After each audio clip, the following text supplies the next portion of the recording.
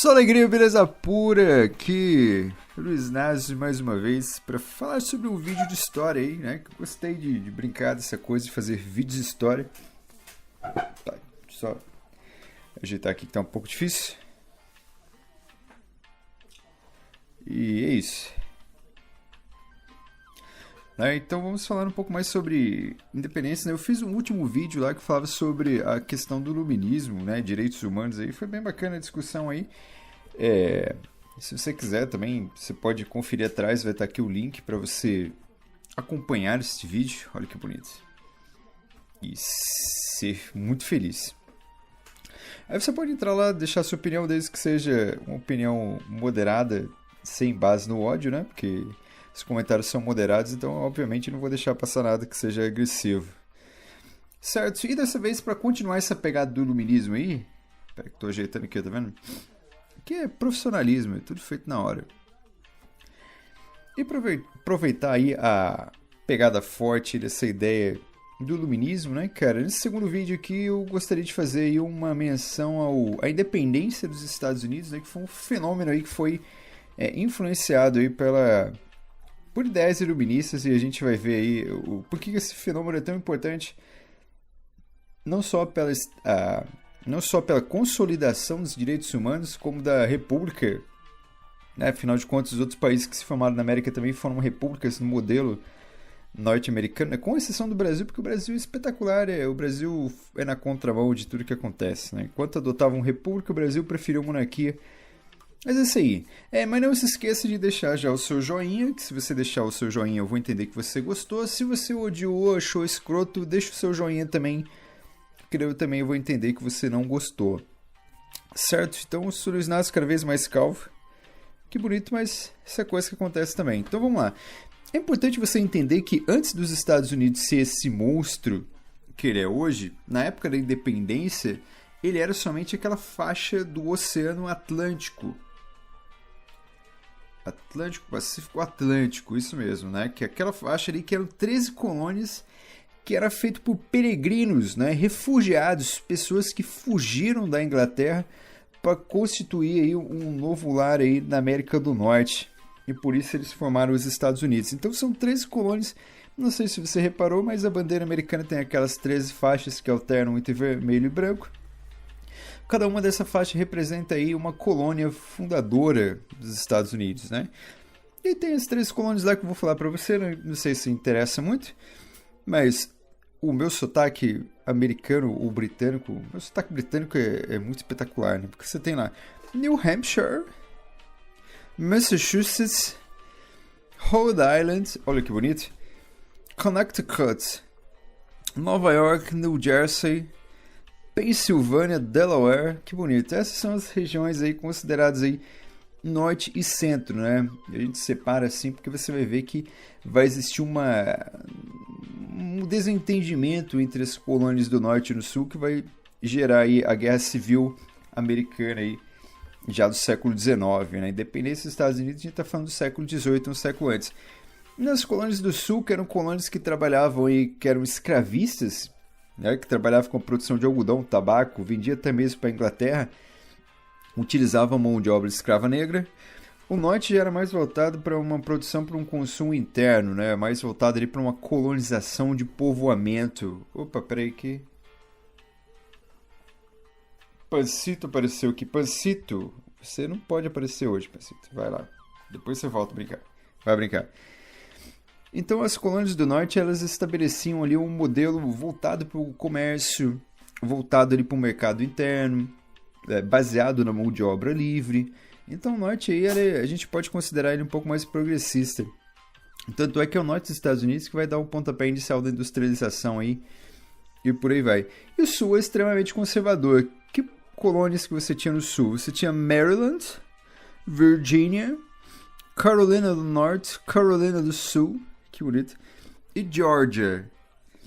Então essas são as 13 colônias da região sul que eram voltadas para a questão do trabalho da mão de obra escrava, produção de algodão, tabaco, e a ideia era monocultura, e a ideia era produção para o exterior, algodão e tabaco principalmente, que eram vendidos para a Inglaterra. que bonito, eram grandes latifúndios, né? Se você pega um filme aí que retrata o século XIX, 18, 19 também, você vai ver que a parte sul dos Estados Unidos eram como se fossem grandes fazendas aí, tinha lá os grandes coronéis aí que viviam basicamente aí da monocultura. Que lindo, certo? Mas então o sul estabelecia colônias mais ou menos voltadas para a exploração, enquanto o norte aí era colônias aí mais voltadas aí para o povoamento. Os ditos americanos tinham uma relação até muito boa com os ingleses, assim, né? Não era uma relação comercial, eles eram obrigados a pagar impostos, mas aí pagar impostos, tudo bem, todo mundo faz. O problema é quando você paga impostos e não tem um retorno desses impostos. É isso que gera um problema maior. A Inglaterra, ela estava muito bem, muito tranquila, até que ela vai se envolver em uma guerra contra a França, uma guerra que foi de 1756 a 1763, não importa a data. Eu costumo dizer aqui que a data não é o fundamental. O fundamental não é você decorar que ano que foi, etc. O fundamental é você entender o processo histórico, as motivações, o que vai gerar após aquele período. Isso que você precisa entender, né? Para você pegar muito do meu conteúdo. E o que vai acontecer então? Os Estados Unidos, os ingleses vão entrar em uma guerra contra os franceses por questões territoriais da América do Norte. Diga-se de passagem ali, o Canadá principalmente, né? O Canadá, que era uma colônia até então francesa, ela vai passar a ser disputada também pela Inglaterra. Então você tem duas potências, França, Inglaterra. Essas duas potências têm uma... Como eu posso dizer? Então você vai ter duas potências mundiais ali, uma querendo ser mais que a outra, e elas vão lutar na América do Norte por questões aí... o gato tá derrubando tudo aqui. Por questões fronteiriças. Então a Inglaterra, ela vai levar essa guerra. A Inglaterra, inclusive, vai contar com o apoio dos americanos, que estavam aqui, vamos dizer colonos, né? Porque nessa época ainda não existia o americano como identidade pessoal. A figura do americano, né, de tentar se separar do inglês, ela vai surgir um pouco depois. Então o que acontece? Os colonos lutaram em favor da Inglaterra, até porque os colonos estavam perto ali, né? E os franceses aí tiveram apoio de muitas civilizações indígenas ali da América do Norte, né? Algumas tribos ali lutaram favoravelmente aos ingleses. Aí outra coisa também, no norte ali, a questão também não é só territorial, envolvia também uma disputa econômica ali, porque envolvia também o comércio de peles, que gerava muito dinheiro ali naquele meados ali do século XVIII. Porque pensa bem, quando você entra numa guerra, automaticamente você é obrigado a investir no seu exército. Ou seja, você tem que comprar armas. O que mais que você tem que fazer? Você é obrigado a garantir o transporte dos seus soldados, você é obrigado a garantir a alimentação. Você não vai mandar os seus soldados para a guerra famintos, sem armas, que não vai adiantar basicamente porcaria nenhuma. Então você tem um custo com isso. A França, ela acabou perdendo, além da crise econômica que ela teve depois da guerra, ela acabou perdendo o seu território ali na América do Norte. Isso vai gerar uma crise muito grande, que vai resultar para os franceses em um processo revolucionário espetacular. Talvez o maior da história aí, que é a Revolução Francesa. Ah, mas os ingleses ganharam esta guerra, eles ganharam, mas porém eles não ficaram tão bem assim, até porque a Inglaterra mergulhou numa crise econômica também. Ela teve gasto com isso. E ela foi obrigada a tentar contornar essa crise econômica. Então ela tinha que tentar tirar dinheiro de algum lugar. Ela não pode tirar dinheiro dos ingleses. Então vai tirar dinheiro de quem? Das 13 colônias, é óbvio. Vamos taxar imposto na galera e vamos fazer eles trabalhar aí para pagar aí os prejuízos da guerra. Então a Guerra dos 7 Anos ela foi desastrosa para todos os lados. E o Canadá, ficaria curiosidade, o Canadá ele tem duas línguas oficiais, né? Você pode ir lá falar o francês ou inglês, devido ao fato de o Canadá ter sido colônia aí desses dois países. Então tem a região do Canadá que é mais francesa, e tem a região do Canadá que ela é mais inglesa. Tem a figura do franco-canadense. Olha que bonito, que lindo.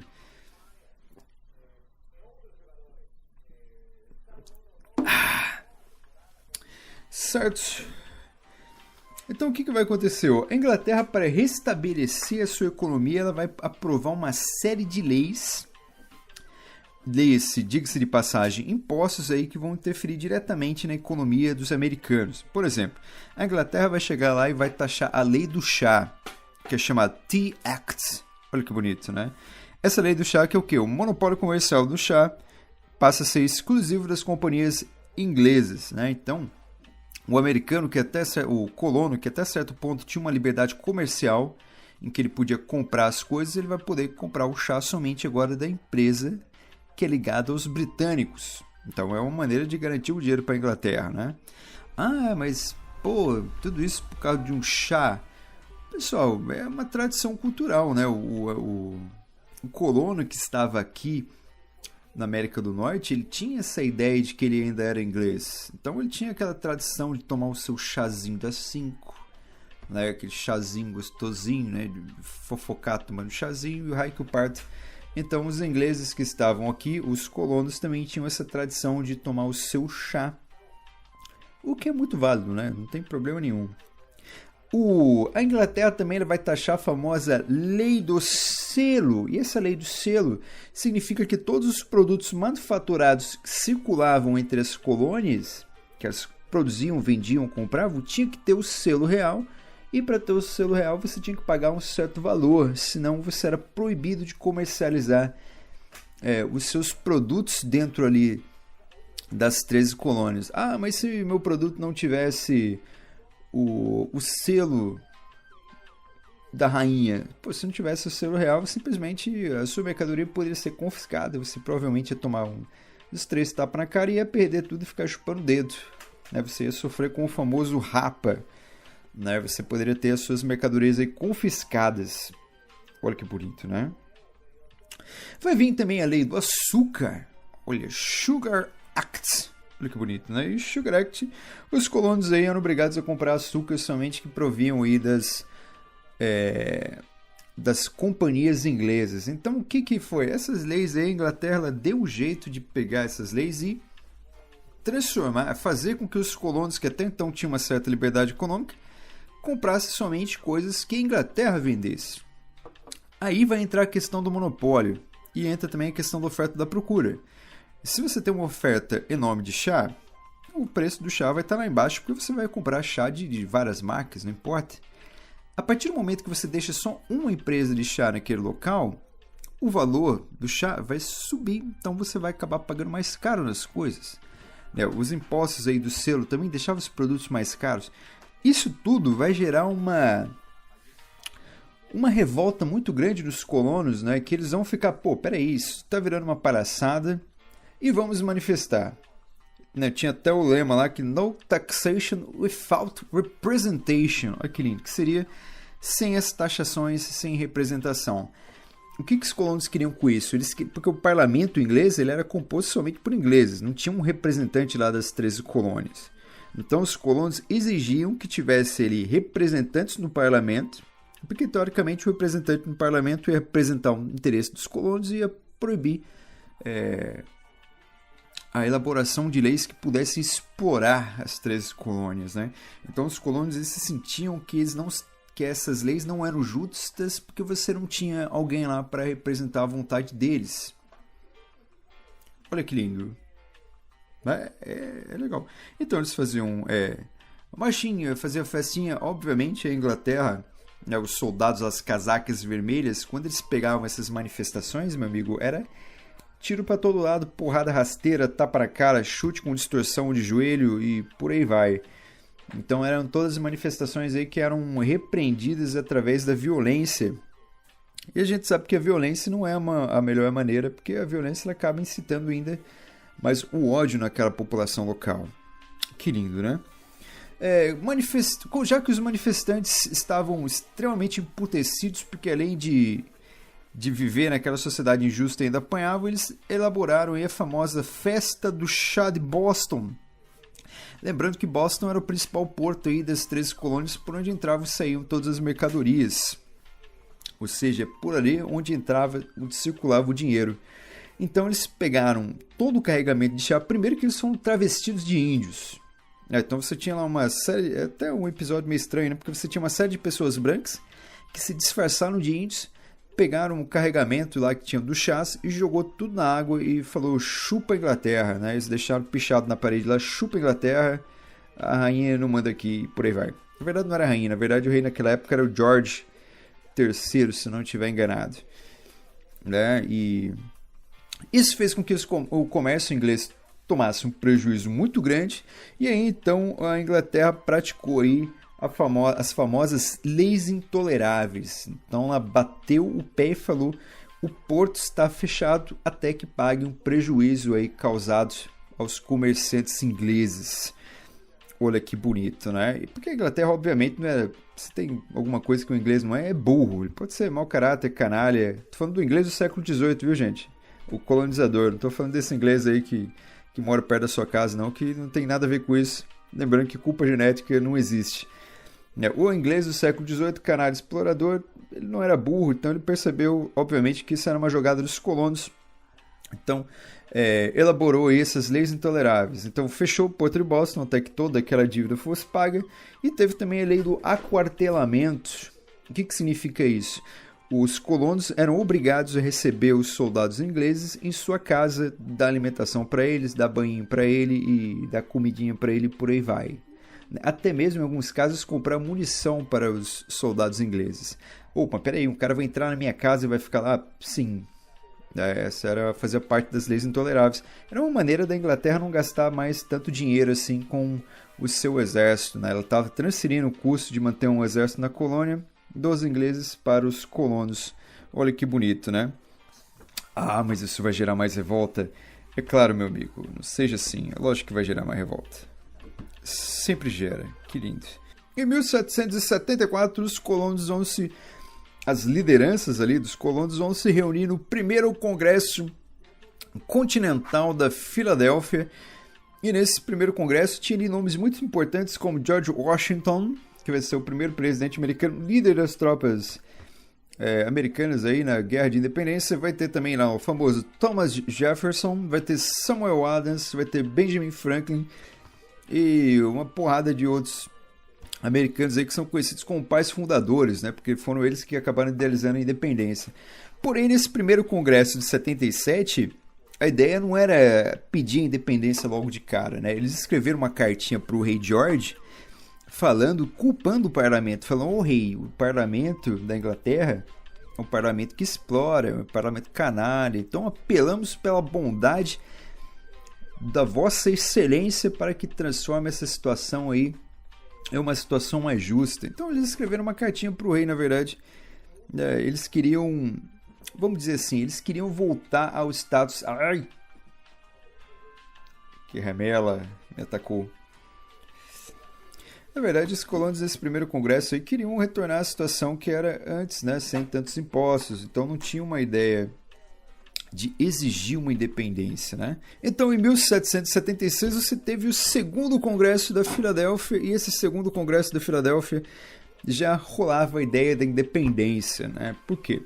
Porque ela foi motivada pelos ideais iluministas de liberdade. Por isso que o americano vai ter esse negócio enraizado na cabeça dele da luta pela liberdade, né? Você sair dos grilhões que te amarram e por aí vai. Então toda essa conversa aí que o americano traz até os dias de hoje, né? Só que infelizmente hoje os americanos utilizam essa conversa da liberdade aí para acabar levando guerras a outros países, para justificar aí um suposto imperialismo. Suposto não, imperialismo mesmo. Certo, e é nesse segundo aí congresso da Filadélfia, o primeiro congresso continental era conhecido pela sigla de PCC, né? O primeiro congresso continental, o segundo congresso continental era SCC.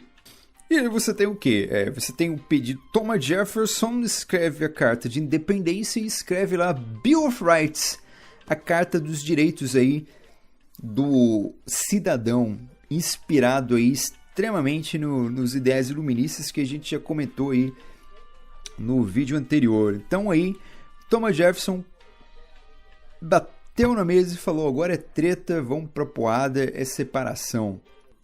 Lembrando que os colonos estavam um pouco cabreiros com essa guerra, porque eles estavam enfrentando simplesmente ali a principal nação mais forte do mundo até então, né? Os Estados Unidos só vai superar a Inglaterra ali no final da Primeira Guerra Mundial, vai se tornar a primeira potência até então. A Inglaterra era a potência que mais mandava, que tinha maior poder econômico, militar e por aí vai. Mas isso aí, mas essa guerra que rolou de 76 a 83, daí então ela vai durar aí alguns anos, ela foi vencida pelos colonos, ok, né? Porém os colonos tiveram uma ajuda tanto da França, né, que lembrando que a França ela estava ali no recalque por ter perdido a Guerra dos 7 Anos, então ela queria ver a Inglaterra se lascar mesmo, falou, quero que a Inglaterra se exploda, então ela mandou tropas, mandou generais, treinou os exércitos de colonos e ajudou nessa guerra. E também aí a Espanha, que tinha um laço aí familiar aí, a monarquia francesa com a monarquia espanhola, então a Espanha foi junto no pacote e acabou mandando soldados também. Certo, e com o final da guerra, em 1787, antes de terminar a guerra, você teve a Constituição dos Estados Unidos, que eu já falei aqui, que bonito, né? E nessa Constituição ela teve fortes características iluministas.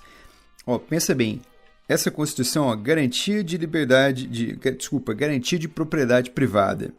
Pô, propriedade privada, é só você pegar lá John Locke, lá, movimento iluminista. Que mais? Optou pela República Federativa.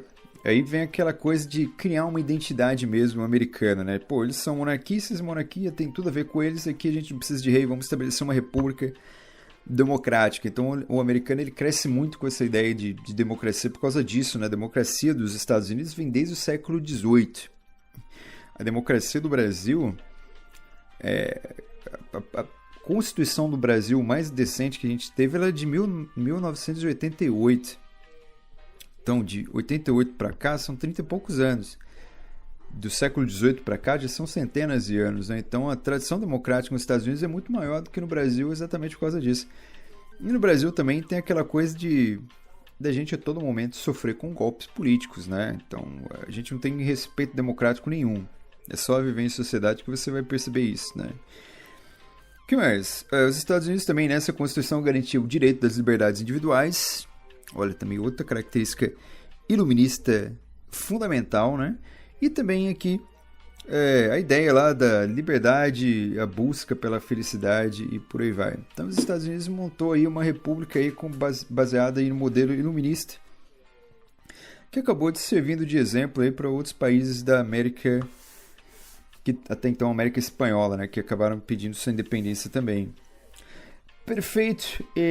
Só que nem tudo era bonito, né? Até porque eu gostava muito de falar liberdade, liberdade, mas a liberdade ela vai até a segunda página, até porque os americanos mantiveram a escravidão, mesmo contra a vontade lá de Thomas Jefferson, que ele realmente não queria, ele era um líder abolicionista, mas eles tiveram que fechar esse acordo porque as colônias do Sul ganhavam muito dinheiro utilizando mão de obra escrava. Então fizeram ali um grande acordão com todas as colônias e tudo, e acabaram ficando independentes aí da Inglaterra. Então eu espero que você tenha gostado aí desta palestrinha, olha que bonito, né? Esta palestrinha sobre a independência dos Estados Unidos. E é isso aí, não esqueça aí de assinar o canal mais uma vez, dar um joinha, não esqueça de escutar lá os podcasts do Taja Nerd e ser feliz, e comenta aí, pode comentar à vontade, não tem problema nenhum. Um abraço, um beijo no coração e... olha que bonito. Até a próxima.